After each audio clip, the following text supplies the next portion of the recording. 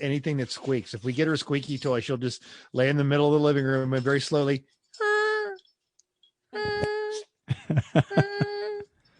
She'll do it for hours, makes her happy. And then she'll tear the squeaker out of it. Get off me. That's what dogs do, right?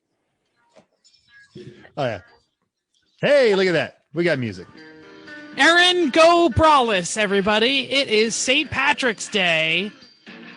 And welcome to Everyone Racers, a show designed for the world of low-dollar racing and oddball car culture. It doesn't matter what kind of Irishman you are, fake, real, drunk, sober, Protestant, or Catholic.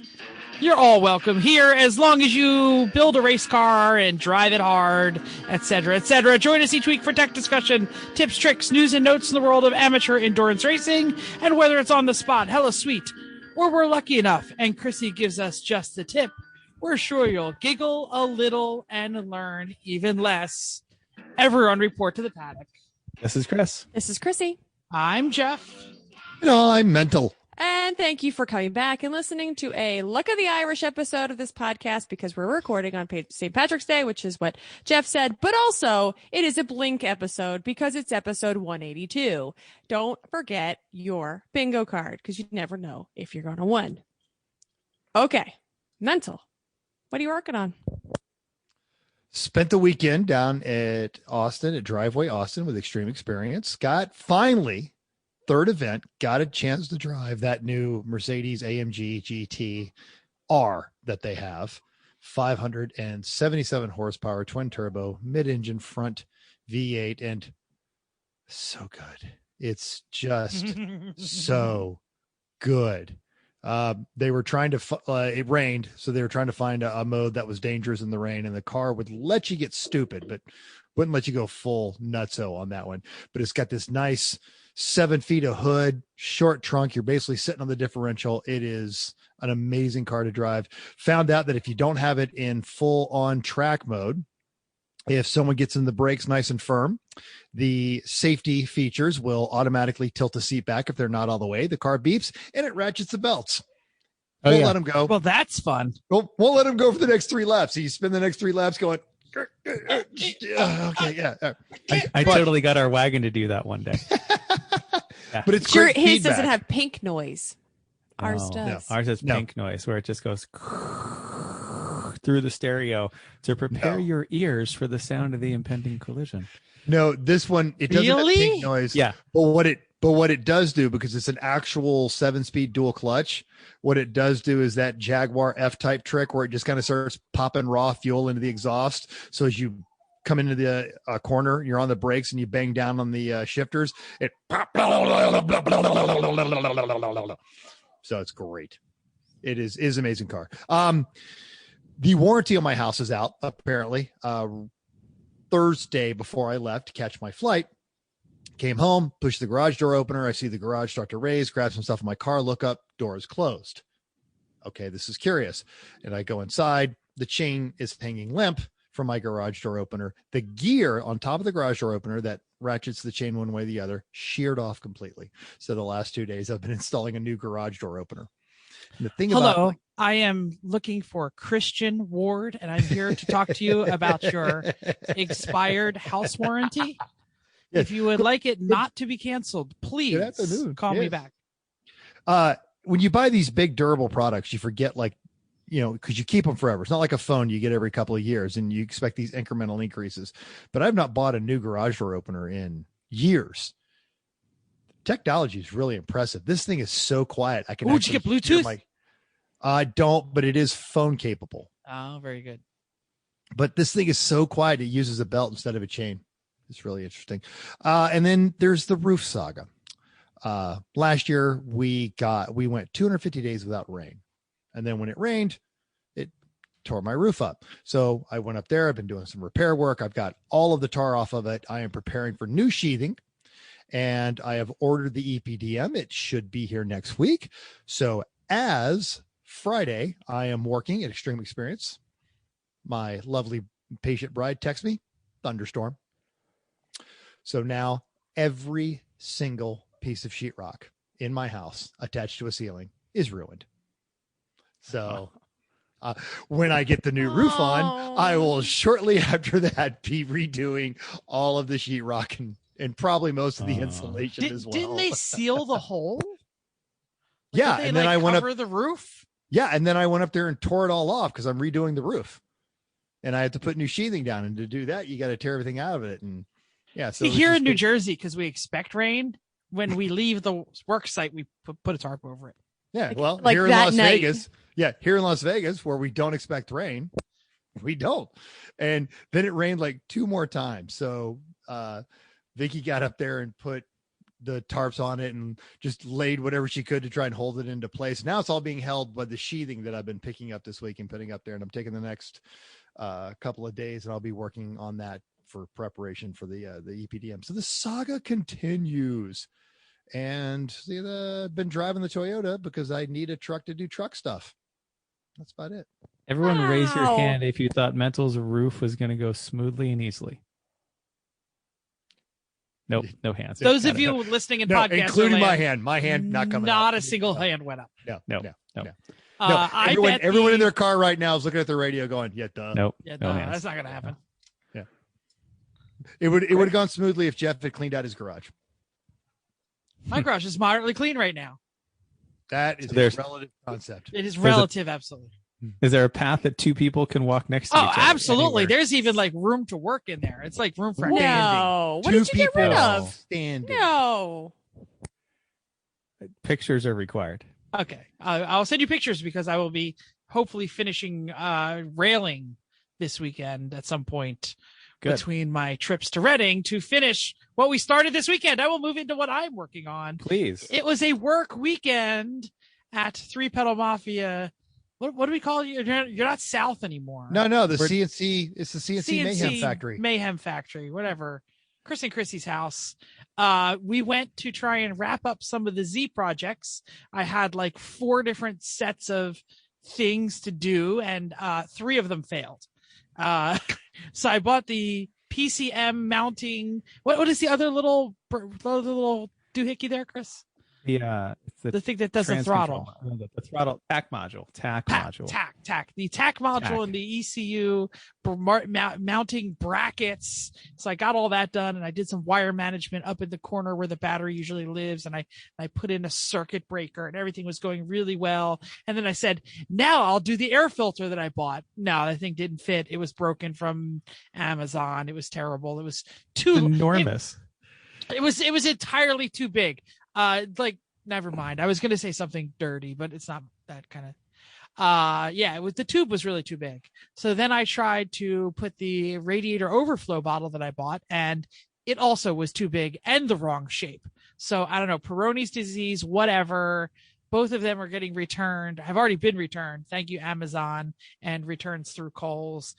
So we moved on. We said, I ain't waiting around. I ain't wasting some time. And we started caging the Mazda 3, the mighty long roof, Big 200 and how many big block? How many 100,000 miles, Chrissy? 257.68. 1,000-mile Mazda 3. We were clearing out the interior, and we got the main hoop bent, and that actually spurred us into today's topic. So we're going to get to the topic. I will say, if you are following the Instas or the whatevers, you may have seen us playing music with the. You guys never post to Insta. I'm the only one that ever posts to Insta. I post there many times this Yeah, weekend. Chrissy posted the video of the whistling. Every time I posted to both. Mental unless checking. unless I'm doing it, I might be doing it wrong. Are you posting it to the story or to the actual Instagram? I don't know. Yes. I'm One or going the into other. Insta and I am funny. posting, and then I say, "Yes, do you want to post everywhere?" Yes, I Argue do. later while I finish my story. Thank you. everybody. So we have a tremendous vacuum leak in our brake booster, and it whistles, and Chris can actually make it play a song by varying the pressure on the brake pedal, which leads me to the other thing that I have been working on all week long is trying to get some sort of customer service out of some sort of junkyard that has the part, and I am failing miserably. Oh. I got transferred, I swear to God, 7 times between a junkyard that has 2 different locations. I dialed 4 different times. Transfer. They would hang up on me.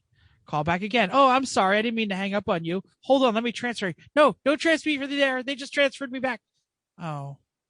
Hi, I need a brake booster for 92300ZX. Yeah, I talked to you already. I transferred you down to the place that had it. I know. And it rang. And then it came back to you. So clearly they're not picking it up. Oh, let me transfer you again. Oh, hi. Yeah, no, we hold on a second. Our computer's crashed. Dial tone. F you, assholes. I'm going somewhere else. Because that was only $30 and it wasn't far from your house. Yeah. I go to junkyard number 2, which is 50 miles away instead of 30 miles. And it's a cell phone and the mailbox is full. So I sent them an email. Of course it is. I called several times. It never picks up. The voicemail is full. I sent an email. I got no response. The nearest one is Allentown at this point, unless this guy calls me back. I mean, it still works fine. It just makes a noise. That's all I'm working Doesn't on. that mean it's going bad? I got it to play Jingle Bells though, so You did in one tone, with one tone, but it was good. I had a enough. couple tones ish. You know, you can only get so Jingle many Bells choices. Is a single. It is a single bell or a single tone. It's song. close enough. Right. Yeah, Exactly. great. That's what I'm Anything working else? on. Chrissy, who wants to go next? Chrissy, you want to go? Well, mine's minimal compared to yours. They right. took me a while, but yeah. Yeah, I mean, I've been working the Z and the Mazda. I also took Friday off this past Friday because it was 70 degrees here, and decided I'm going to go junkyarding because it's a nice day and I don't want to do it on a crappy day. So I went. And I got parts that I needed for the Mazda, which is basically different intake and exhaust manifolds that flow a little better.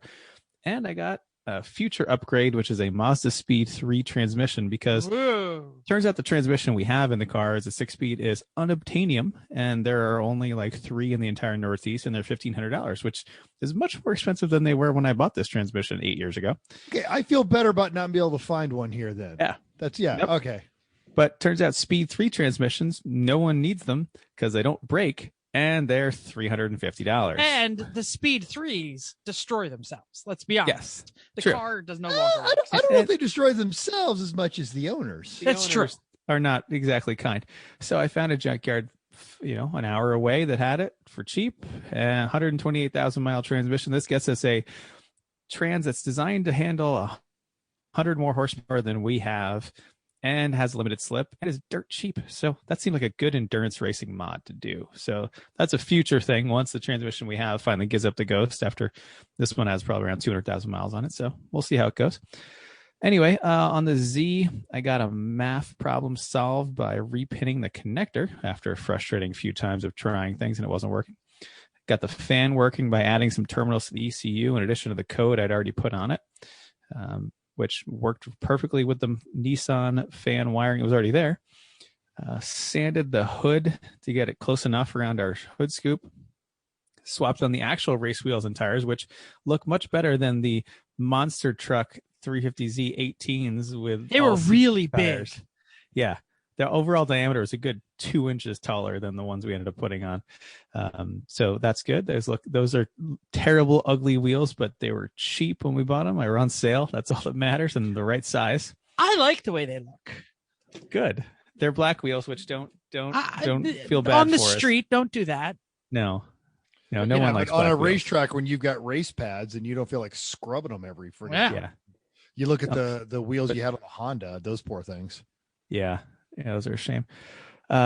Anyway, the Mazda, I've been stripping unnecessary wires out of the harness, which is so much easier when you don't have a roll cage in the way, because I just did that with the Z, and that was a pain. So as of half an hour ago, I was sitting in the garage depinning connectors up to the body control module to get rid of those. Still working on that. Almost done though. Fixed the broken intake pipe, gutted a couple of doors, cut apart the seats to get the sliders off, which was more difficult than it should have been.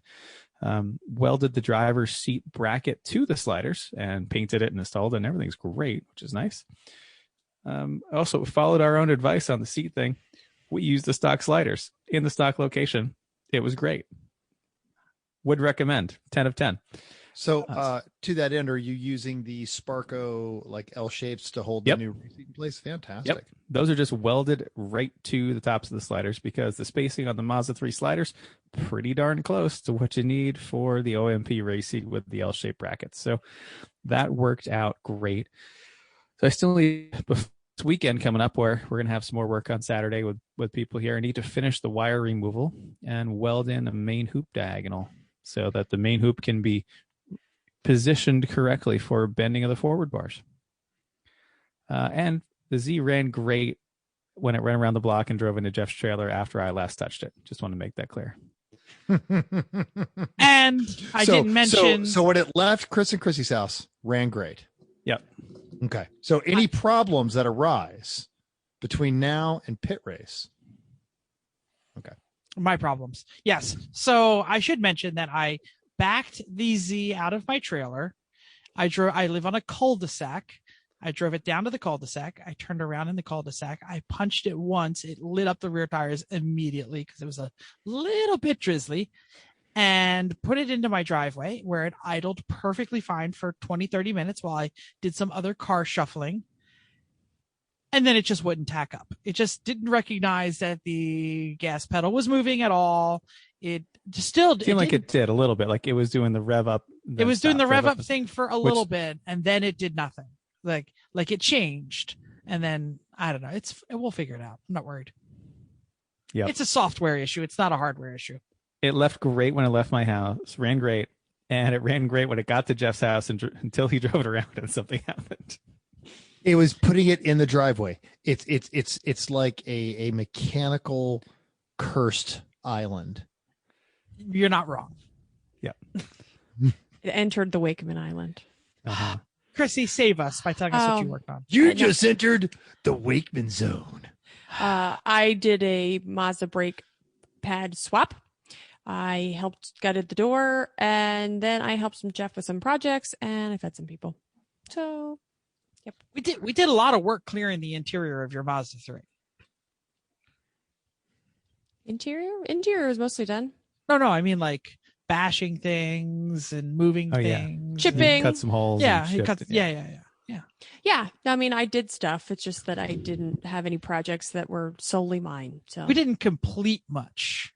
No, we made some good progress. Yeah, we changed some words on the to-do list to be more accurate. Legit, because I was like, I'm not doing any projects that are actually on the list. And so I erased it to change to accurately what, like, strip interior was on the list.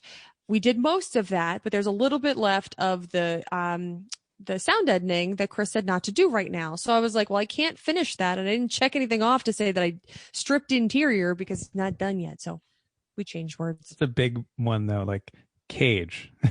Yeah, exactly. That's a list. I feel like there should be some subheadings, because it's a little demoralizing. Chrissy's right. Yeah, when you start a race car project, you only put the big items. You put like the chapter titles. You don't put like the pages.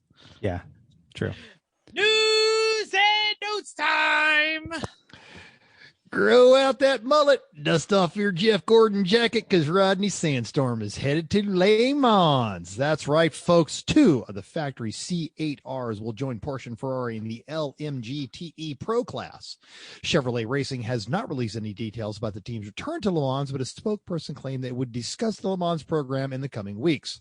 According to Jerry Perez over at The Drive, the entry list has the number 63 Corvette C8R driven by, Jordan Taylor, also Spanish racing driver Antonio Garcia, Kiwi Nicky Katzberg, and the 64 machine is going to have American Tommy Milner and British racing drivers Nicholas Tandy and Alexander Sims behind the wheel.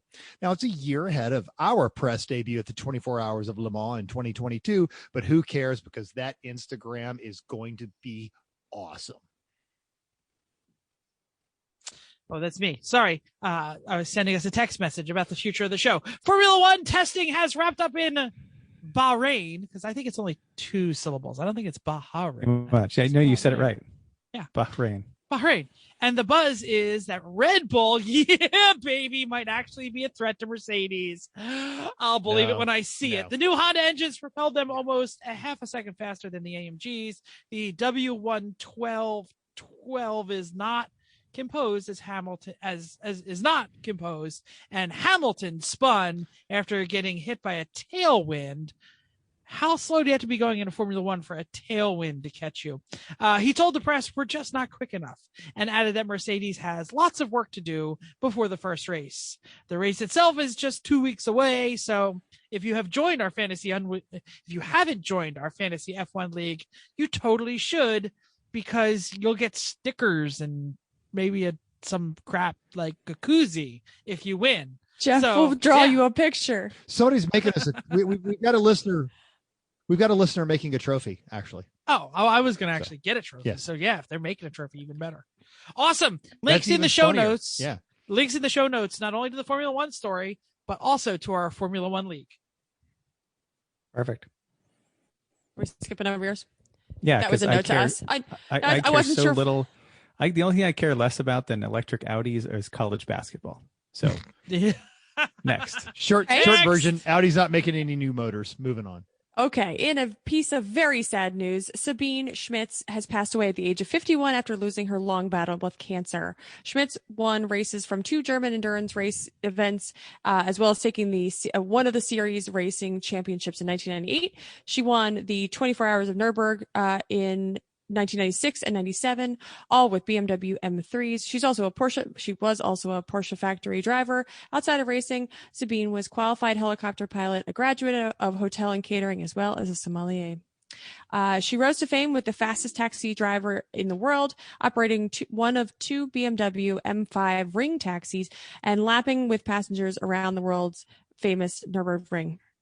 Her charm and charisma made her a natural as a motorsports commentator. She went on to co-host a German motoring show, but like us, you probably knew her from when she coached Jeremy Clarkson to a lap time of 9 minutes and 59 seconds around the Nürburgring in a Jaguar S-Type diesel. He was proud, but Sabine quipped, "I tell you something, I do that lap in a van." And she did. She didn't do that lap time. She was close. She came very close. Very close. And she said she did it as fast as she possibly can. I am not doing it again. She was a bundle of energy, one of those people with resting facial expression that was with a huge grin. She was so much fun to be around and work alongside. She had been battling cancer for some time, and I suppose we'll just assume that it being Sabine, unstoppable Sabine, that she would win that one as well. Rest in peace, you wonderful, powerful, hilarious person. Links. That was a quote from Chris Harris. Okay. I assume if you knew anything about racing or liked racing at all, you probably saw it all over the Facebooks. There's famous people to not famous people have posted it all day. So that's when JD Yeoman posted a good picture of him and her at the restaurant. So Scott Barton did as well. So I just want to say that everyone has seen the ring taxi video in the van. Go watch some of her actual pro racing. It's freaking fantastic. I posted on the Facebook. 12 hours ago, Top Gear posted a video tribute. It's worth watching. Oh, yeah. I mean, I saw Porsche Twitter. People were replying with stuff that they saw. So go a little deeper. If you want to see on the Everyone Racers Facebook page, I posted up a fantastic one where she took a GT3 and lapped an entire frickin' field in one lap. It was pretty incredible. Upcoming races. Champ car is at NCM for the Grand at National Corvette Museum. 57 cars, 16 of which are BMWs. Boring. 15 Miatas, 1 lonely Acura, 3 Porsches. The crew from Squirt and Coronas will be there with their multiple winning 300E and will still be in Mental's beating heart. Team Chev Mullet has an 82 El Camino. Mental, is 82 a good year for El Camino? That seems All like a years little of late. El Camino are good years for El Caminos. That seems like one of the late ones. That might not be as cool. What does that mean? Oh, in Spanish, for those of you who don't speak Spanish, El Camino stands for the Camino. Thank you. Appreciate that. Recent I take the time to write it, but I was getting there. So this weekend, Champ was in Texas for the Harris Hill course for an 8+7. Saturday first was Touchdown Racing's Miata, 52 seconds out of the boring BMW of PTS. One lap back was the only Porsche at the event, the Boxster of Social D Racing, that won their class. The Insight was 14th overall, switches 7th in class, which seems great for a Honda Insight, while the TR6 from Bad Idea Racing was second from last. That's, hey, one better than we expected after 92 laps. But hey, they did beat the only other Honda. Wah, wah. Sunday, the Boxer did their class and the overall a full lap over last-minute racing in their boring BMW. Third, a lap behind them, was Lone Star Rallycross in an MX-5. The Insight was 8th, third in class, and the TR6, brace yourself, did not start. Sad when you don't start. It's one thing if you don't finish, but well, I'm what I'm guessing is something catastrophic happened Saturday after 92 laps, exactly. And they said, "Hey, we beat a Honda. Put on the truck. We're going home." Shoot, it's a bad day. Listen up, payback.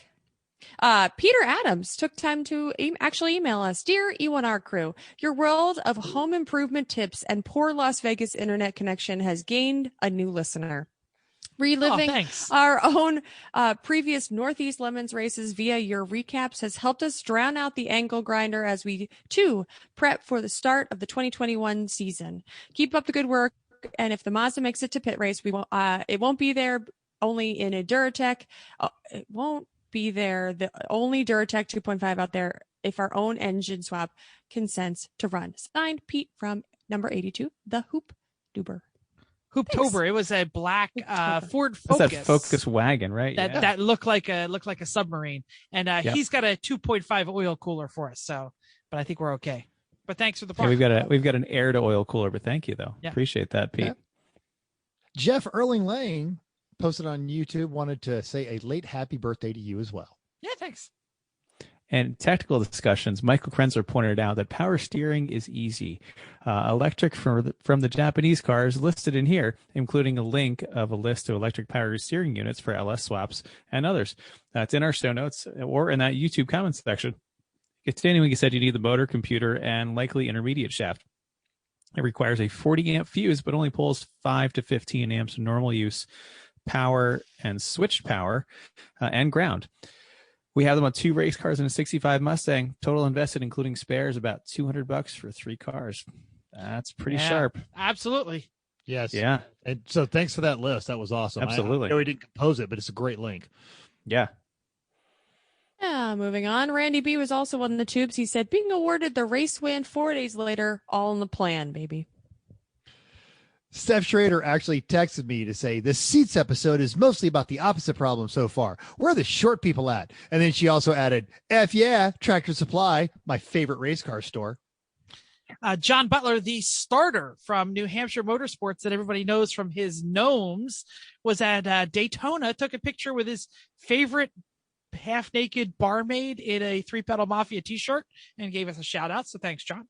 He was in the shirt, not the naked. Yeah, it's true. Barmaid. Oh! I thought he gave his shirt no. a naked lady and said, "Here's a shirt for you." No. I don't know what goes on with Daytona Bike Week except through pictures from John, and I'm a little scared. I know Donnie's not a big fan, but he has to work usually for like some Toyota thing. And then Marjorie from Grassroots Motorsports gets really wound up about how much she doesn't like it.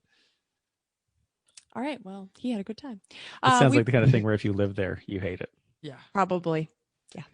If you go there, you're going there for a reason. Anyway, we posted some what you working on Facebook. Randy B was autocrossing his Lemons fleet, taking his Roadmaster wagon on the maiden voyage after years of abandonment and building the League of Legit Nigerian Businessmen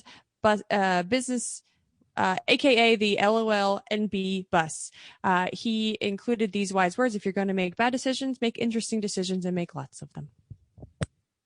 That sneaky ducker Alex had a great video of what he called the next generation of racers from the Grand Prix go-kart track in Mount Kisco, New York.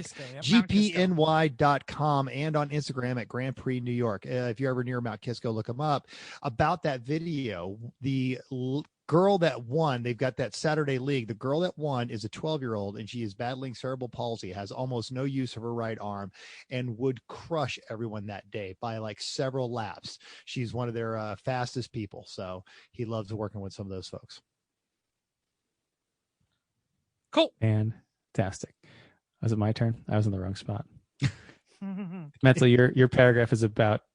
It's not about two things. I edited a word. It makes it make sense. Sorry, my bad. No Thank problem. Dean, who from Sorry for Party, who is a big fan of kittens, as we understand by his handle on our Slack.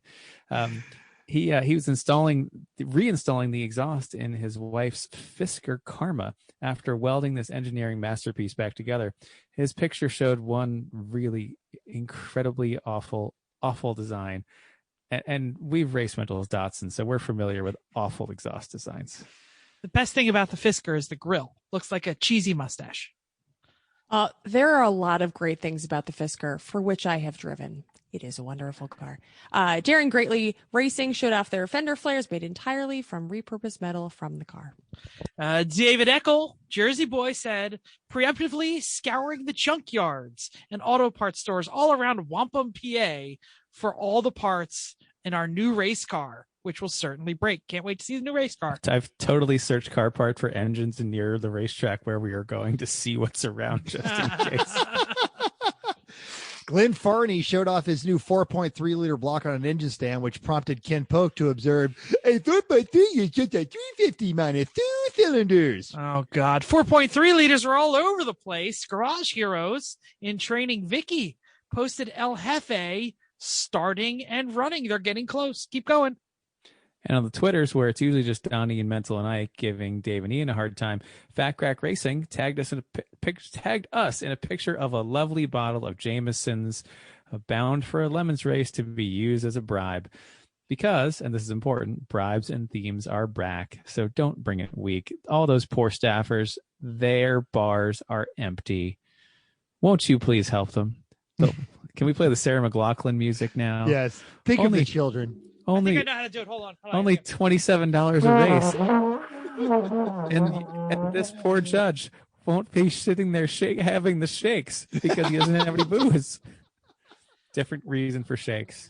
We went iRacing, everyone. Well, Lemons did. Sunday was the No Pedal, No Wheel Invitational at Pocono.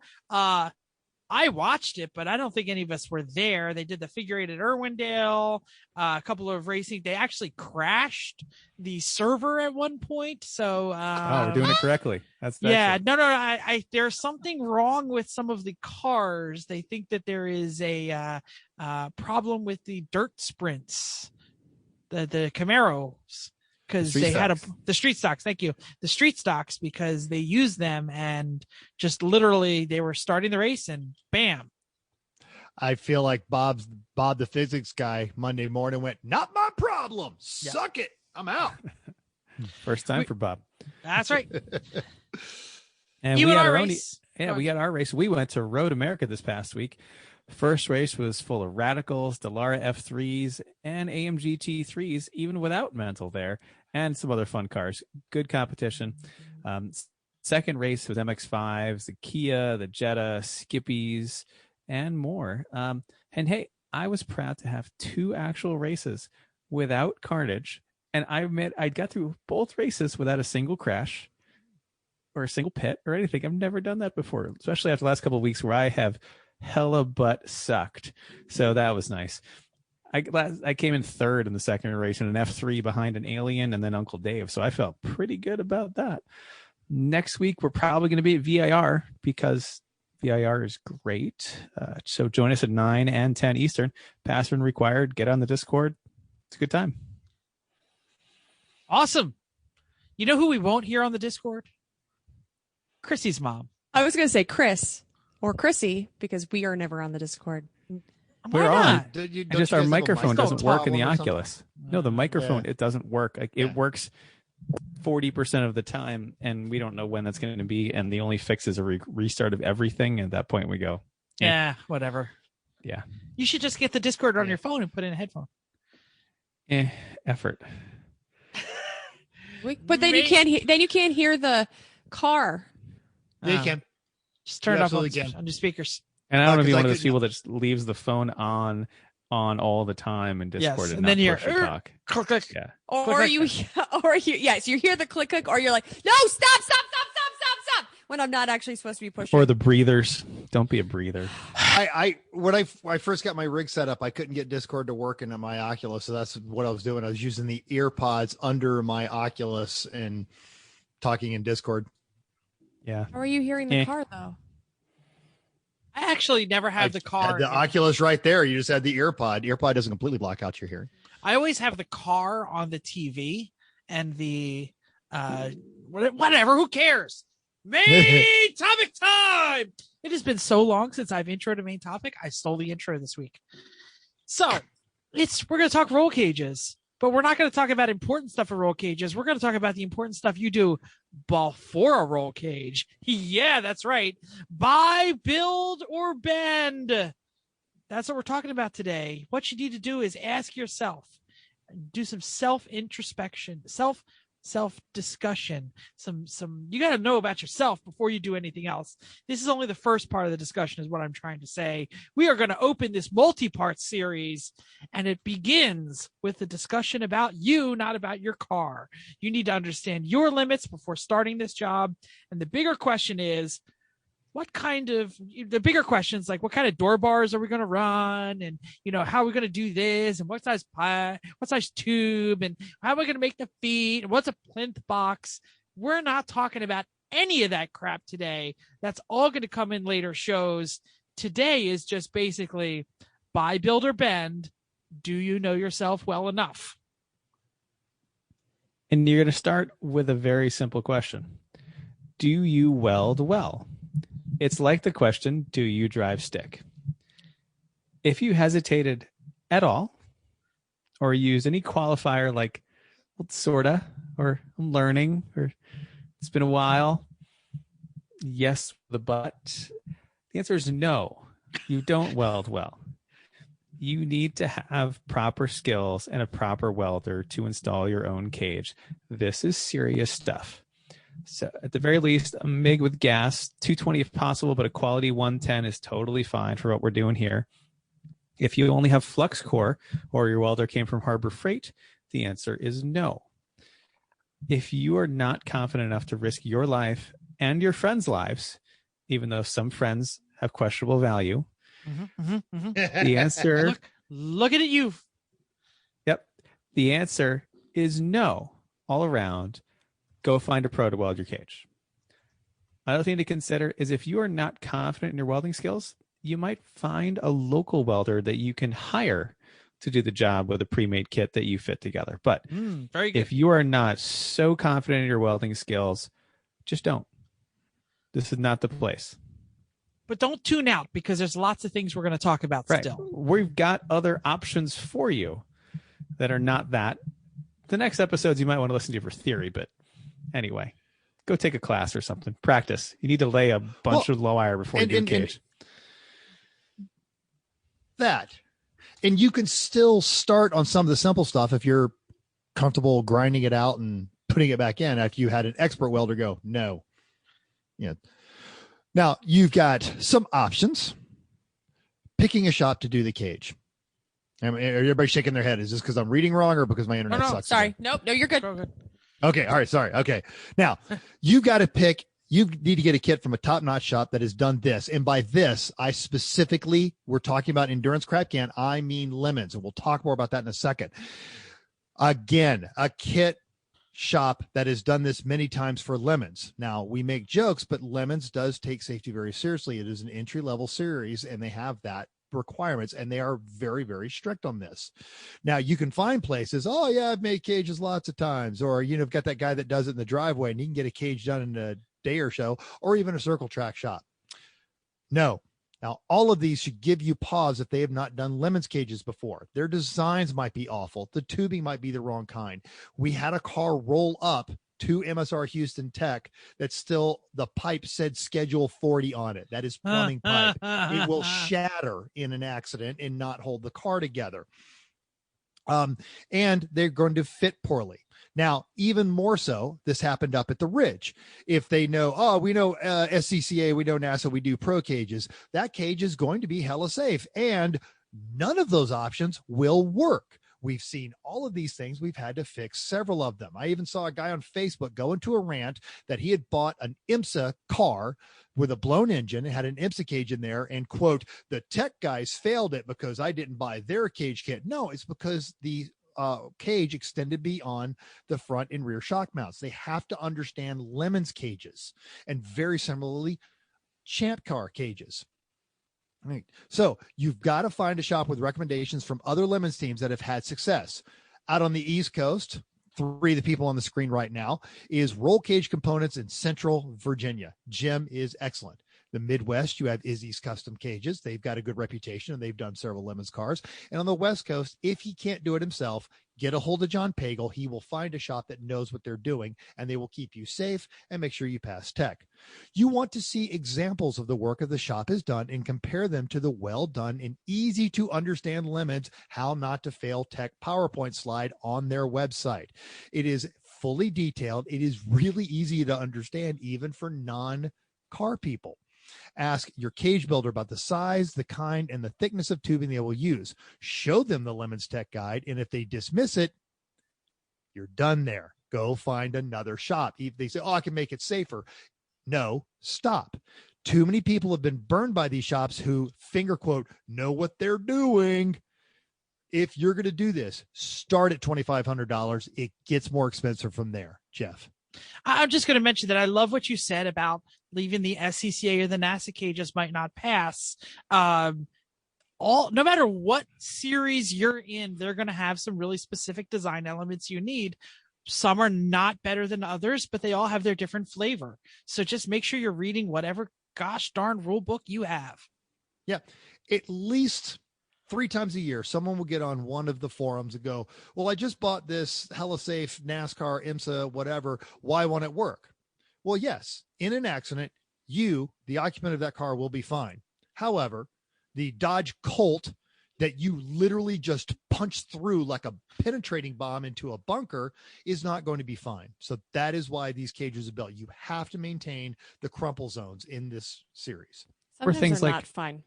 Yeah, or things like the spreader plates are often too small on other series cages. Or this I don't understand.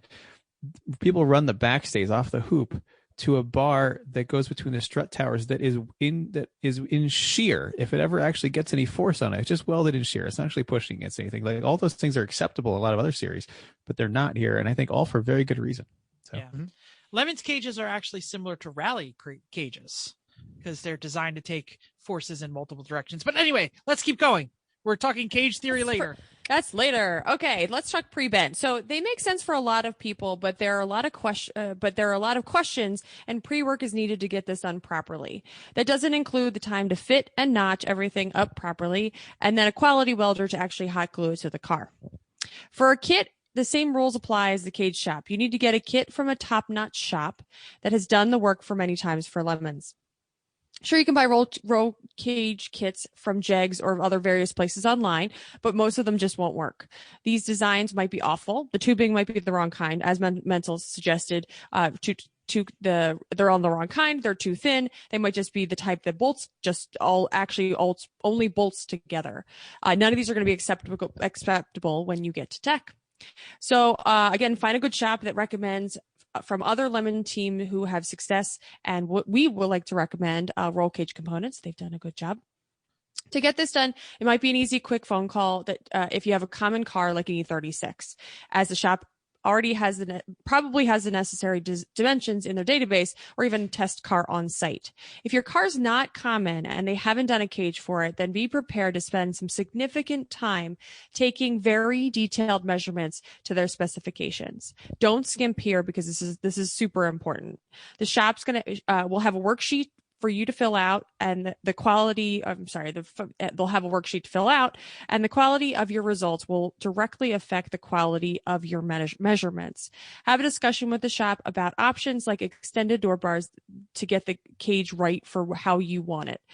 We totally recommend door bars that bend outwards away from the interior of the into the doors, and have also an extra bar between the hoop and halo for more clearance. Budget $700 or so for the kit, plus getting it installed if you need that kind of help. Great way to go. Mental. I have had some success on the hot rod sites, but Chrissy mentioned you got to know your thickness and you've got to know how to read that, because they'll specify the difference between road racing kits and drag racing kits, but it's usually in the details and you have to do a lot of reading and searching. And I even ended up calling them to make sure I was getting the right thing. And things like, but it was a DOM or ERW tubing. Right. Do not and buy it was anything with ERW tubing. Yes, exactly. And what is DRW tubing, Chris? ERW is electric resistance welded. It's basically a tube that gets bent over and then welded on a seam. DOM is drawn over mandrel, so it gets wrapped around more than just once and put together, so it's a lot stronger. It doesn't just have a seam to it. So most places, if they have not already said no thanks to ERW, they will be at a point. So might as well future-proof this. This is expensive. It's not much extra for the DOM. Just buy the better stuff. Mm-hmm. Yep. So if you think you're a good enough welder, designer, and fabricator, do it yourself. All right. We'll find out. But we're going to start down that path now a little bit. And then we're going to do more on that path in future episodes. But this is the intro. So benders. What are your options? There's a lot out there. You might think, oh, I see this one. This looks pretty good. It's probably not good. Because your bender has to make wrinkle-free, crimp-free, constant radius bends with no squish, no stretch, no pinch, no football-shaped bars. Every bar needs to be as round as it started after the bend. This is the only time it is okay to kink shame. I'd like to mention I wrote that joke. Thank you. You did, and it's a good one. That's why I made sure to keep it. This only happens with a pro quality bender. You don't get this with the Harbor Freight bottle jack style or I'll fill it with sand and heat it. And I don't understand people who suggest that. No, it's not going to work. And I speak from experience. I tried every one of those dumb tricks with the absolute complete predictable results. It failed every time. Right. Not failed. I failed. The standard is the JD squared model. Like now they're up to model 3 or whatever it is. I don't know, whatever JD squared has. That's the one. That's at least $700 with a single die, if not more. $300 to $400 for each additional die. These dies are serious. They're giant, heavy pieces. Yeah, of precision, well-made metal. Yes, yeah, exactly. Did we mention that they're wonderful to work with? I'm sorry, I missed it. No, please do. That's nice. Yeah, I've worked with them to try to get a replacement part for our very old bender from them, and I was on the phone back and forth with the guy from not sales, but the I don't even know, technical people. To a couple times to find just the right pin. And he's like, "Is this a sleeve? I think I know what I'm talking about. I think this is it." And I was like, "It's $30. Just send it to me." So and then I'd be the right thing. So sorry, they're good to work with. Absolutely. It's great to have a company that supports even an ancient ass product like we have. So great. Like we got ours used somewhere, but it's more than paid for itself. If you don't want to have a workout with every bend by doing it manually, but hey, there's 4 of us. Jim has mass. Chrissy pulls harder, right? Yeah. Anyway, you can if you watch our YouTube intro video, you see Chrissy actually bending cage tubing. It's part of the. You can get air over hydraulic setups or just a manual hydraulic setup, which is it's like one of those rams on an engine hoist kind of that does it. Looks like that. So it's slow, but it works. The airs are a lot faster, but those are $2,000, $2,500 before you even get a die. Those are not cheap. Those are for Bill Fisher level people. So you're going to get the most bang for your buck out of an 1 3/4 die. It's 1.75 inches because that works for most cars depending on the wall thickness. 1.5 inches works for the smaller, lighter cars, but just go for the 175. It's easier. Again, this is not a place to skimp. You're also going to need a notcher. You've got to make those fish mouth notches in the pipe. You can do this with fancy software that gives you angles and things to cut out that you can cut with a plasma cutter. That is possible. This is easier than the Sharpie. This I a like little my bit Sharpie. on this side Works and well. a little bit on this side. Oh, okay, good. You can do that. That's okay. Some people also try to do this with an angle grinder and a cutoff wheel and a grinding blade. Oh no! It'll work, but it's going to take a lot longer and it's not going to get you the right results. Like that's for the field expedient repairs of I'm at the track. I need one bar. I got to get this thing in. Or And every that's all once you in a have. while, if the angle isn't correct in the notcher that we have, you can, if you need to take off a little bit on one side, we'll do a little bit of grinding, but not That's a- about Fine it. tuning, but not Yeah. not No, I've seen actual- people do it not just actual with fish mouth. no. just with hand tools. No. So notchers, they hold the tube, and then they have a hole saw, and that hole saw chews through the tube at the right angle, but it holds it all nicely together, so it does it even for weird angles. There seem to be two kinds. There's the same basic model that you can get almost anywhere from $60 to $100. You know, it's at Harbor Freight. There's a bunch of them on Amazon. There's a bunch of them on eBay. They all look almost identical. Or they're the really good ones, and those are $250 each, plus or more. We have the Harbor Freight version. We wore the first one out after 10 cages. It was out of round. It wasn't working right. So we got a new one. Make sure yours is not welded upside down like ours was. Check it before you leave the house. Anyway, you mount it to a drill press. Like, you just bolt it to the table. The drill press has a lot of torque. This works really well because you need some serious power to turn this thing. Your 12-volt Ryobi cordless is not going to do this. No, Like, no, it no, might no. do one, and then you wait a half an hour to charge a battery. Yes. Repeat. Yeah, I and think then the next day you're buying a new drill because you burned it up. yeah. Bruce and Greg run theirs off of a plug-in DeWalt that I think is a 3/4 horse. Yeah, That's like the size. It's a two-handed. Yeah, it's like got the you big need a handle on the friend to hold side. it, right? So they don't use the drill press version. They use the kind that kind of clamps in the vise, and then you use the. You already need multiple hands sometimes. Yeah, to hold the piece of tube into the notcher. And then sometimes it wiggles depending on how long it is, and sometimes it hits the wall because it's too long. But I would think you need multiple hands to hold and do the things you need to do for the cutting rather than holding everything. That's what I think. I happen to be the resident notcher.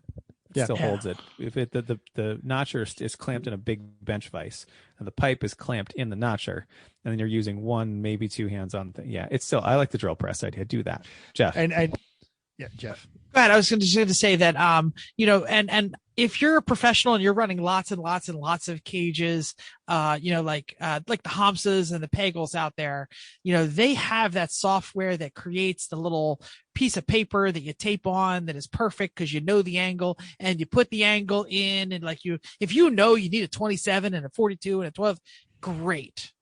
But you don't need that. You can get away with the circular saw or the hole saw thing. It makes great cuts. Yes. Yep. And we'll talk about that in our actual making the cage stuff. Yes. Good. Let's keep going. And going slow allows you to not do it. You can find drill presses on Facebook Marketplace for $80, like good old school Craftsman, cause a brownout when you plug them in style. Yeah. You want a floor mounted one, not one of the bench mounted ones. You want a serious press. Yeah. Hardcore. Now, when you have one, you'll love having it for a variety of reasons, though. They're so easy. I built a trebuchet after I had mine. It was fun because you do, right? That's what you do. Now I know you're getting depressed. You're like, God, every time I listen to the show, they always talk about spending money. Let's talk about an area where you can absolutely skimp: preparing the chassis. If you go kit, if you go pro shop, if you're doing it yourself, no matter what, you don't want to pay someone else to do the chassis prep. That's the easy part. All right. You ham-fisted troglodytes can absolutely do this. Your kids can do this. Your drunken buddies can be halfway through a case of beer and do this. Basic recipe. Everything comes out. There it is. 2 steps. All the seats, the carpet, the door panels, part of the dash is going to get in the way, the sound deadening, the seam sealer, everything's got to go. Now, we tend to favor manual force and wire wheels to do this. Big fan of that. It is easier if you actually pull out the screws on like all the plastic bits and then hit it with a hammer. If you're doing a dash bar, all that up front stuff is need to go. Yank the airbags. For God's sakes, disconnect your battery before you do that. If you're putting it back in or you're retaining the HVAC system, don't smash that part out. And by the way, all you young folks that might be listening to this, you want to keep that HVAC system. I promise you that's not why you're losing. And if you're going to trim the wire harness, do this before the cage. You heard Chris talk about that earlier. this is also the most fun part of the project. If you haven't tried the old dry ice trick on the sound about fun. Huh? I love stripping a car. That is the best part. I mean, you do. There's a lot of satisfaction because you see the progress immediately. And it's violent. It's wonderful. I was methodical with the Mazda. Every panel came off, and I lost probably 2 or 3 clips. A lot of them really. Stop. That's because Chrissy loves this car. She's going to treat it well, even though the only she's reason. taking it apart. No, that's not it. It's because it's Chrissy. Sometimes it's actually easier to take the panel off with taking the actual clips off, because sometimes force is just not possible. If the clip is in the right place and the right angle, it may be literally you could sawzall it or something, but that's not the. It's true. Sometimes it's just easier. Yeah, the clip part I'm down with, but when you start the retaining the actual stamped metal on there or the sound deadening, you guys use the wire wheel. I'm a huge fan of dry ice. One good hit with a hammer, bam, it all comes out. There's all kinds of this is when you can really have fun with it on this sort of thing. But I want to offer that the Venn diagram of people that are surprised that my ceiling is ruined, that the car doesn't run at Jeff's house, and that Chrissy was methodical. It's just one circle on that. But you do want to do this, Chris talked about there, because trying to do wiring after a cage is a huge pain in the butt. So make sure you got that good access. This is the part where you can have some fun and take lots of pictures. That's the fun stuff to put on all your social media. Building a race car. Woo! Now, I just got a quick question here, because maybe my comma was misplaced. Maybe I didn't understand it. So I have heard that I've never done the dry ice deal. I know one of you have. That's good for the sound deadening, but does that take out the seam sealer? Because the seam sealer is where you need that wire wheel. This Mazda has so much seam sealer. They got paid to put that on by the pound, I think. And when it comes to seam sealer, for God's sakes, put on the full wraparound safety goggles, not just the regular ones for flying sparks. You want the actual goggles. You want your favorite old hat that you will never wear to anywhere but Home Depot and Lowe's. You want a long sleeve shirt. You want gloves. What happens to the inside of the car and your friends that happen to be standing next to you when you do even just a little bit of this? We used a word that we're not going to use on this show. It's a Japanese word that you might find in bad internet searches. Yes. Of 14-year-old boys. I've been Monday morning. I've been sitting in the shower trying to get ready for work, and I am pulling basically snot balls of seam sealer still out of my hair because I didn't. The car was clean. I had cleaned it even after I tore everything apart. All right, let me finish my section. We got this. We got this. Yes, you will get white stuff all over you. Clearancing is next, and man, this is where you get to bash the crap out of it. We talked about skinning the doors, but there's all these little if you've never taken a unibody car apart, there's all these little things that stick in, all these little clips. Like the Mazda 3 had these sunroof mounting tabs that were right where the main hoop needs to go. And man, this is where the 4.5-inch grinder is your best friend. You just want to cut all that crap off where it's in the way. And the 300ZX everything is just too small. So we had to cut, notch, and bash the roof, to try and make the space bigger.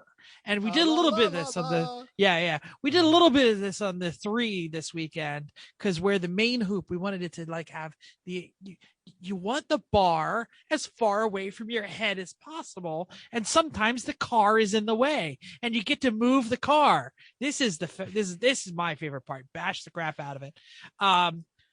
So sometimes you need to flatten floors. We could talk about all this, but basically you're going to have to remove all the stuff you need out of the way and bash the stuff and everything else. You're going to have to do seats and mounting positions before the cage starts, because you need to know where the harness bar goes. Okay. And if it's in the wrong place, you're going to be putting in another bar. So even if you're going to take it out to the professional builder, do your seat mounts first. All right. See episode 178 and 179 about how to put your butt in a car seat. Yep. That's it. I think that's all we got. Yeah. Or if you're really not comfortable with welding, bring your seat and rails and stuff to your cage builder. Sure, absolutely. Let them put it in. Yep. Because that's Totally. another area you don't want to mess around with doing that wrong, because your seat comes loose in a crash. You are no longer restrained.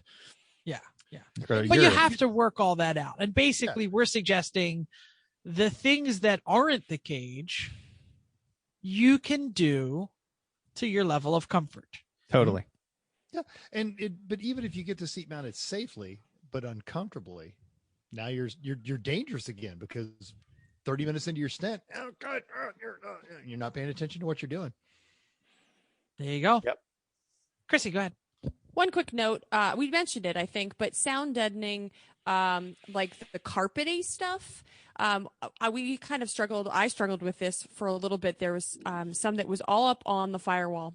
So, but it was really, really tough to get to, and there was no way that you're ever going to get all out. And it's one of those things where you're And it like, looks like wool behind like a Something rubber like that, black. yeah. Yeah. Okay. Yeah, Just making but sure I'm talking about the right stuff. this was the wool stuff, and it was really thick, very hard to cut out. And it was one of those things where I was like, I don't feel like do we really need to do this? And Chris brought up a good point that it will just catch on fire if you have a fire in the car, right? So it's one of those things where it may not be inhibiting your place to put a cage, but it's things like that it's worth the extra time to take out, because you don't want the extra things in the car to be, if it can just catch fire easily because you've just left it there. So think about things like that you're considering leaving in. Inflammable means flammable? What? Who knew? Go ahead, Mantle. And again, I've done everything wrong. So in attempting to remove some of that woolly, sticky stuff before, I've tried to use fire. That burns for a while. That stuff will just burn, You tried to just burn, and it's like the a smoke slow is really smolder, toxic. right? Yeah, no, it's not good. Wow. Some successful advice, even for that gooey woolly stuff. If it gets cold where you live, roll the car outside. Which, by the way, if it's completely stripped and there's nothing in it, it's still going to be there in the morning. Don't worry. And when it's really cold, it helps. That stuff will kind of come out in chips. It's still kind of gooey, but it gets a little bit easier when it's cold. You can't use the dry ice trick on it because it's up on the floorboard, but you can just get it cold. Mazda didn't have the rubbery stuff. It was more like, the foam that's under carpet.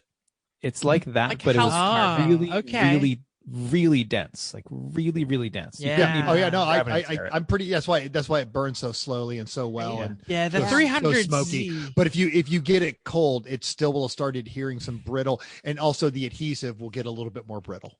This didn't have adhesive at all. But anyway, Yeah. go ahead. It's just more of the theory.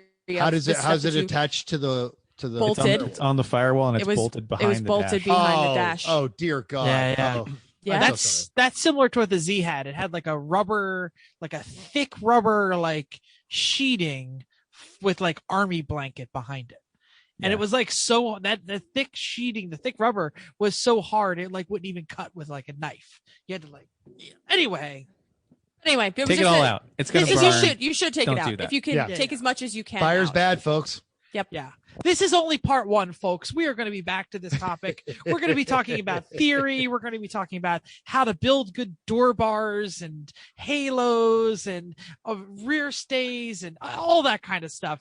This was just the gut check. Do you really think you can do this? Are you sure?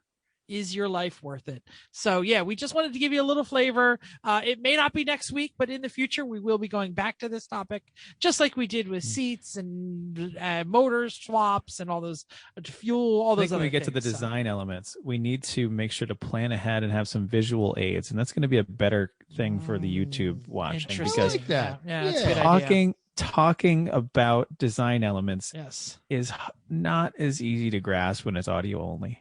So We're gonna put some- it does help people sleep, but for those that listen to this on the way to Mhm. work, that's a bad idea. We don't want that. We don't want that. All right. It is on the spot time where we come up with a question that nobody knows what I'm about to ask. We didn't and- even know you were going to ask this. Oh, no, neither did I. I just made it up really like, on the spot. while we were Okay, talking. because I had a hella sweet but terrible. Oh, go ahead, because We I do don't both. think mine's very good. it's literally Let's do both. it's Do literally one sentence. Go ahead. Say, like, for example, if you buy, like, if you've got like a car addiction and you've just got a bunch of pieces of crap, and just rando, you bought like a 72 Porsche 914. Don't put it on Instagram before you talk to your wife. Just a tip, a little advice tip right there. That is a terrible idea. Got a text at work today. Yeah. Excellent. So this hasn't like arrived at your house yet? No, it's sitting behind the RV in storage right now. Oh, I put it on our Instagram, and Vicky texted me, was on Instagram. Did you buy a car? Wow. Oh yeah, meant to. I got a meeting to talk to you later. Love you. Oh, my Chinese food is here. Sorry.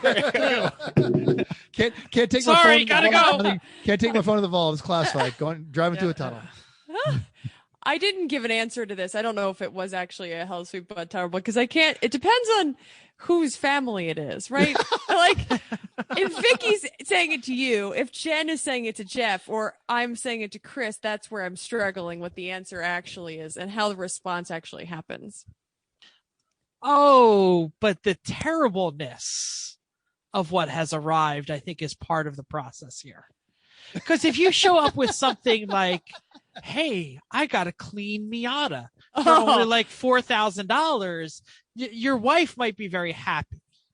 Yeah. If it's, I had got an effed up. The only spouse that would be happy about that is on the screen. No, my wife loved that I brought my Miata. Okay. She hated what I turned it into. I'm not surprised. My wife and I have a foolproof plan whenever we say, hey, I'm thinking about buying. I look at her and say, will you use it? If she says yes, permission granted. She looks at me and says, where will you put it? And I look at my yard and I go, shoot, I don't have room for that. Crap. Maybe there's a spot in Chrissy's garage up north. Oh, no more there either. Right. Thank you. Gotta build a garage. Yeah. And just furthermore, like, and we've all just come out of the holiday season a couple months ago, but that whole thing about, oh, surprise, I just bought a $70,000 truck. Better go get a second job. Merry Christmas. Yeah, that's a bad idea too. All the dumb car commercials. Yeah, totally. All right, so Jeff, you've got it on the spot. Yes, the on the spot is around the horn or whatever we're going to say. All you have to do is tell me, what would you do in this situation? Oh, God. Oh, God. Oh, God. The mighty Mazda 3, my mighty Mazda 3. The potato wagon. Potato soup wagon has a bad inspection sticker because when I bought it in 2012, it had one with no year on it. It just said new car dealer. And I have never taken it to inspection ever. In the state of New Jersey where I live, it would have been due in 2015 or 2016. I don't remember whether they've changed it or not. Now, knowing that this is a mighty Mazda 3 wagon with a 6-speed transmission and almost approaching 200,000 miles, it has the average selling price of good effing luck. Well, and then also everyone's listened to some of your repairs that you've done to that car as well. It's in perfect shape. So you want to know, should you get it inspected? Yes. Why Will the now? inspection sticker affect the price? Should I risk going to a New Jersey inspection station, knowing that in New Jersey, you do this by the state? So you take it to the state, and a very angry man who has no pension and is very pissed off because he works for the state. He lives in New Jersey. And he lives in New Jersey. Does not talk to you. Does not work with you, just grunts at you, inspects the car, and then slaps either a rejected or a passed sticker on it. There is what happens no if it's quarter. Rejected? You are you have to go fix it all. Enter the world of being Destination effed. Destination F. I mean, do they tell you why it failed or just congrats? Yes. On your way out, They give hand you you a a piece list. of paper that You is must like solve these series of riddles to learn why your car has just exactly. Thank you, Mr. Leprechaun, for showing up Yes. at the end of our show. Do I or do I not risk? The positive part is I might increase the sale price because I'm shopping London Velocity. But we know it's going to be in the tens of dollars because no one is going to buy a 5-speed car anyway. Or do I just fly without the sticker around the horn on the spot? We will begin with Mr. Abbott. You will definitely get more money from the normies with a car with a current valid recent inspection sticker. They take that as, oh, okay, it doesn't really need anything right now. And they that is soothing to them. So a detailing and an inspection sticker, your car is now ahead of the game for a lot of people. Do normies buy cars with clutches? Yeah, some of them do. Like 5 of them. Not a lot, but some of them do. Okay. All right. But even then, even if someone's coming from a different, farther away, and you show a new inspection sticker, it's peace of mind and confidence that lets someone maybe reach out on it that they wouldn't otherwise. They don't buy ones with clutches that have 88,000 miles. 188,000. 188. So they shouldn't if they were going to. Mr. All Ward, highway. what is your answer? All highway, one owner. Come on. I honestly don't think you're going to sell that car. And so I'm going to say, what's the fine if you get pulled over and you don't have one? $100. If that. Don't do More it. than made up for it at this point. Exactly. You're not going to sell that car because it's like when you sold me the trailer. You spent more money getting that trailer safe for me to tow back to Georgia than I gave you for that trailer. You're not going to sell it. You're going to give it to somebody who's in a tight spot or one of your students. Some teenagers like, I like that car. Or you're going to turn Teenagers around don't know and how to drive it's going to be a gambler, or it's going to kind of follow the path of the Miracle Miata. It's going to become your track day toy. You're not going to sell it. And even if you do, you're not going to maximize your profits because that's not who Jeff is. Jeff doesn't maximize profit. Jeff maximizes karma. So no, don't bother. And whoever gets it, if they need to inspect it, you'll end up helping them fix it anyway. I'm with mental. Don't do it. Don't start it. Don't. Then you'll know exactly what the state wants, and it'll eat at you, and you'll be bothered about it, and then you'll just throw it in the back of your yard and never look at it again. No, don't do it. No, I don't have the space. You'll mow around it. Right? You can put it back there. There's a lot of things I'm mowing you around have at a the lot moment. you have a lot of space. I mean, It's not where it Donnie should levels of be. things, but No, but you should not. You should make, because you're going to make it a track car. It's not worth $1 to anybody. Just give it to somebody that needs a car. Absolutely, I'm with. You've mental. already got the Don't blueprints. bother. You've already got the blueprints for the cage. Just gut it. Right? Well, it's we not do going to not need another caged Mazda 3. That's for sure. And this even has like a terrible motor. So, I mean, the motor's fine. It's just the 40 mile per gallon, whatever. Exactly. Perfect good. track toy. Do we have any idea what we're talking about next week? Not for a main topic, but we're going to be talking about the return of Lemons. NOLA, yeah. In fact, we either need to figure out, we'll talk about this offline. We have to record the show on Tuesday or Thursday because Wednesday I'm flying. Oh, we'll figure it out. Well, thanks for downloading us. We hope you enjoyed this week's edition of Everyone Racers. We'll also hope you will join us in the world of driving, racing, and building because everyone can be a racer. Even you. If you enjoy this podcast, subscribe. It is totally free. Then go to iTunes and give us a 5-star rating. Even if you hate us, give us 5 stars and tell us why. If you have any questions or show ideas, or you would like to pay several $1,000s for a 180,000 mile Mazda 3 with a great pedigree and a slight smell of potato soup, reach out to us. Drop a comment on the Facebook page, on the Instagram, Everyone Racers, or email us at everyone.racers@gmail.com. You can still text us 484-243-0455. Find us on Instagram or Twitter at everyone.racers. And we're now officially on Spotify, so recommend us to your Spotify buddies. If you're on the YouTubes, talk to us on the doodly doo. We love people typing on those. Thanks again. Until next week, I've run out of music. Keep the shiny side, keep the green side up, and the black round things down.